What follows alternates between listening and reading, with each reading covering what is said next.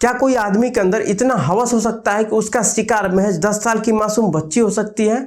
उस अपराधी के अंदर इतना हिम्मत कि उसके साथ रेप करके उसका निर्मम हत्या कर दी जाती है। यह खबर है तमिलनाडु के कोयम्बटूर की, जहां 10 साल की बच्ची रात में घर के सामने खेल रही थी। तभी उसे कार्तिक नाम का एक शख्स चॉकलेट का ऑफर देके उसे घर से दूर लेके जाता है और अगली ही सुबह उस बच्ची की डेड बॉडी मिलती है। और जब बॉडी का पोस्टमार्टम होता है तो पता चलता है कि उसकी हत्या केवल पीट कर ही नहीं बल्कि उससे पहले उसके साथ दुष्कर्म भी किया गया था। उसकी हत्या बहुत ही निर्मम थी। उसके हाथों और उसके पैरों के ऊपर गंभीर इंजरी था और उसके बाल से ही उसकी गला घोटकर उसकी हत्या कर दी गई।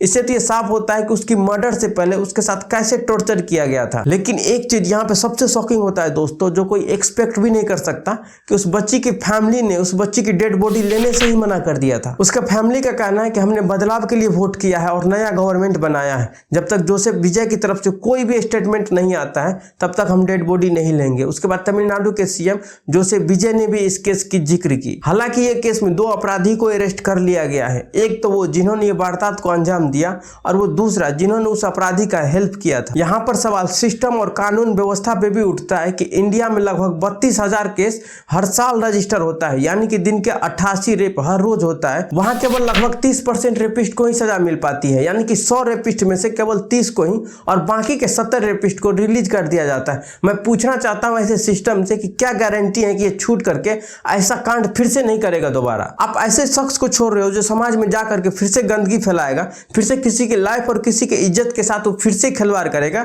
या यूं कहूं कि ऐसे रेप केस का जितना जिम्मेदार ये रेपिस्ट है उतना भी इंडिया का लॉ एंड ऑर्डर भी है। इस वीडियो को इतना शेयर करें कि इंडिया की लॉ एंड ऑर्डर की सच्चाई इंडिया की हर पब्लिक तक पहुंच सके। क्या पता कि ये बच्चे का भी रेपिस्ट छूट करके हमारे और आपके बीच फिर से आ जाए। आपसे एक सवाल है कि आप अपने हिसाब से जवाब दीजिए कि ऐसे रेपिस्ट को क्या सजा मिलनी चाहिए। वीडियो पसंद आई हो तो इस वीडियो को लाइक और हमारे पेज पे नए आए तो मैं फॉलो जरूर कर ले।